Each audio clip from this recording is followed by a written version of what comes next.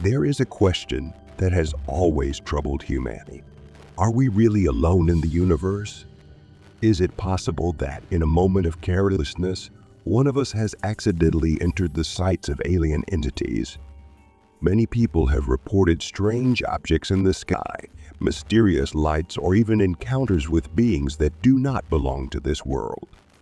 But are these just imaginations, or are they really happening right around us? Here are 4 true stories of terrifying encounters with aliens. Are you brave enough to listen to the end? If you dare to test your courage, continue. But remember, lock the windows before listening. Story 1. The Night Visitor. In 2007, Dennis A&T began experiencing something inexplicable. Every night, just as he was about to fall asleep, he would hear strange noises coming from his kitchen. Pans clanking, drawers opening, and muffled footsteps. Each time he would get up and search the house, but there was nothing there, just silent, empty rooms and a growing unease. One night, things took a darker turn. Dennis suddenly woke up, his heart pounding in his chest. He wasn't alone. Standing in the doorway of his bedroom was a figure, tall, thin, with a long, slender head and eyes that seemed to glow faintly in the dark. Dennis tried to move, to scream, but his body wouldn't obey. He was paralyzed, trapped in his own bed as the figure stared at him.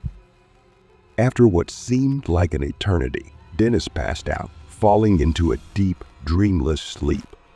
When he awoke the next morning, the figure was gone, but the fear remained.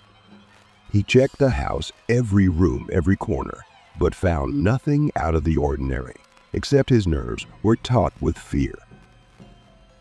The next night, it happened again. This time, the figure was closer, its features clearer.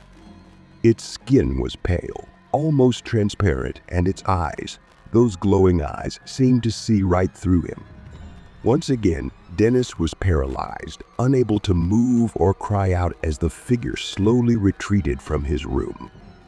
A few minutes later, he regained control of his body and jumped out of bed, running to the window. Outside, in the darkness of the backyard, he saw it, a ship unlike anything he had ever seen before, rising silently into the night sky. Over the next few days, Dennis noticed strange things around his house. Food was missing from the kitchen and several bags of fertilizer were missing from his shed. But the most disturbing discovery was in his backyard, a large circular indentation in the ground, right where he had seen the spaceship take off. He wasn't the only one who noticed something strange that week. Other residents in town, and even tourists passing through, reported seeing strange lights in the sky, lights that moved in ways no human aircraft could. Dennis had more questions than answers. What had come to his house that night? What did it want? And why had it chosen him? The thought that he might never know the truth was the scariest thing of all. Story 2. The Visitor in the Night. Dr. Herbert Hopkins was a rational man, a physician by profession, but in his private life, he was fascinated by the mysterious and the inexplicable. He had been quietly investigating UFO phenomena for years, his scientific mind seeking to unravel the truth behind strange reports often dismissed by the mainstream. But as his research deepened, he had no idea that it would lead him down a path of no return. On a cool fall night in 1978, Dr. Hopkins was alone in his home in Maine. His family was away, and the solitude seemed appropriate to the work he was immersed in. His study was dimly lit by a single lamp, and the house was eerily quiet, except for the occasional creak of the old wooden floorboards. He was reviewing notes on a particularly puzzling UFO case, one that had puzzled him for weeks. The sudden ring of the telephone broke the silence of the night. Dr. Hopkins glanced at his watch. It was almost 10:30 p.m. Who would be calling at this hour? He hesitantly picked up the phone. "This is Dr. Hopkins speaking," he said, his voice calm despite his anxiety. The voice on the other end of the line was cold, mechanical, almost inhuman. "Dr. Hopkins, I represent an organization interested in your research. We need to discuss your findings. Do you have a moment?" There was something unnerving about the voice, something that made Dr. Hopkins's nerves fray. It was too precise, too emotionless, as if it had been generated by a machine. Yet, despite his growing anxiety, his curiosity won out. "Yes, I am available," he replied cautiously.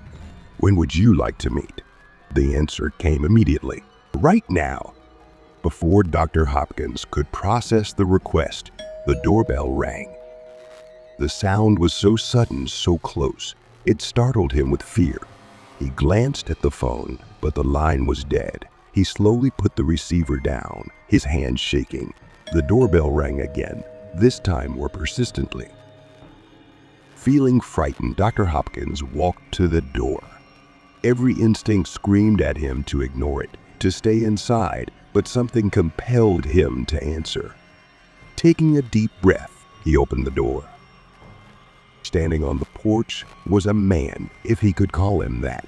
He was unusually tall and thin, dressed in a black suit that seemed to hang loosely on his frame. His skin was pale, almost waxy, and he was completely hairless. But it was his face that truly frightened Dr. Hopkins. The man had no eyebrows, and his lips were a thin, cruel line painted bright red, an unnatural contrast to his blank face. "Dr. Hopkins," the man said in a flat, mechanical voice over the phone. "May I come in?" Despite a strong urge to close the door, Dr. Hopkins found himself stepping aside. The man moved with an odd, jerky precision, like a puppet on string. He entered the office and sat down across from Dr. Hopkins, his posture unusually stiff. "Who are you?" Dr. Hopkins asked, his voice trembling. "I represent an organization interested in your research," the man answered, his tone as emotionless as his eyes. "You have discovered dangerous information. It is best that you cease all investigation and destroy your evidence." Dr. Hopkins felt a chill run down his spine. "Why?" He tried to ask, "What are you hiding?" The man did not answer immediately. Instead, he reached into his pocket and pulled out a coin. He held it up, and with a wave of his hand, the coin disappeared into thin air. Dr. Hopkins stared, unable to comprehend what he had just witnessed. "Doctor, do you understand?" the man asked, his eyes sharp. Dr. Hopkins nodded, fear gripping him. "Yes, I understand." The man stood up, his movements even more mechanical, as if he was running out of energy. "Destroy everything," he said, his voice barely a whisper. "We're watching." With that, he walked away, disappearing into the night without a trace. Dr. Hopkins stood in the doorway, his heart pounding. He knew he should destroy his research, but he couldn't bring himself to do it. He needed answers, no matter the cost. But since that night, Dr. Hopkins has never been the same. The shadows in his house seemed darker, the air colder. He was no longer alone, and the feeling of being watched never left him. Every night, he dreaded the return of his midnight visitor. The man who was not a man, who had given him a glimpse of something far more terrifying than he had ever imagined. Story 3. The Lost Hours. It was a quiet night as Betty and Barney Hill drove down a deserted stretch of highway, returning from a vacation in Canada. The roads were empty, the stars twinkling overhead in the clear night sky. Everything seemed peaceful until they noticed something unusual, a streak of light streaking across the sky. At first, they thought it was a shooting star, but then it did the impossible. It changed direction and moved upward. Curiosity got the better of them. Barney pulled the car to the side of the road and they both got out, staring at the light. It wasn't a star. It was something much more sinister. The object hovered in the sky, silent and ominous. Then, without warning, it turned abruptly toward them. Panic coursed through their veins as they rushed back to the car. Barney fumbled with the keys, his hands shaking as he tried to start the engine. The car roared to life and they sped down the highway, but something was wrong. The lights went out and the night became eerily quiet again. They breathed a sigh of relief, thinking the danger was over, but as they drove away, a strange sense of unease crept over them. The clock on the dashboard showed they had lost 2 hours they couldn't account for. Back home, the nightmare was not over. Both Betty and Barney began having vivid, terrifying dreams, recollections, they believed, of something that had happened during those lost hours. Desperate for answers, they sought the help of a hypnotist.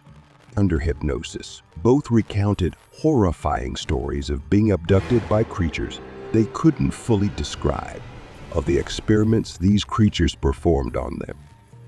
When they woke up, their watches had stopped at the exact moment they saw the light, as if time itself had been tampered with. They were never the same after that night. The memories of those lost hours haunted them, a looming shadow over their lives. They knew what they had been through, but no one else believed them.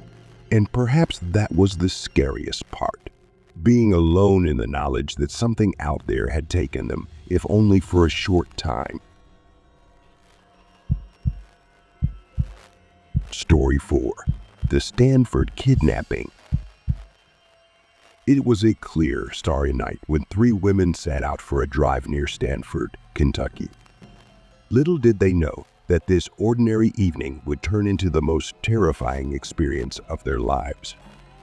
As they drove along the country road, chatting and laughing, something strange caught their attention, a bright light hovering in the sky ahead. At first, they thought it was a plane, but as they got closer, they realized it was something else entirely. The light was too bright, too unnatural. It did not move like any plane they had ever seen. Fear gripped them as the light grew larger and closer until it was directly above their car. The engine sputtered and died, leaving them stranded on the dark, deserted road. Then everything went black. When the women regained consciousness, they were back in their car, but something terrible had happened. They had no recollection of what had happened during the hours they had lost. The fear that had gripped them before was now a cold, unshakable fear. They knew, without knowing how, that something had happened to them, something terrible. Desperate for answers, they sought the help of a hypnotist. Under hypnosis, each woman recounted the same traumatic story. They had been taken aboard a ship by creatures they could not fully describe. The creatures had performed strange experiments on them, probing their minds and bodies in ways they could not explain. The memories were fragmented, like fragments of a nightmare they could not fully recall, but the fear was real as the day it happened.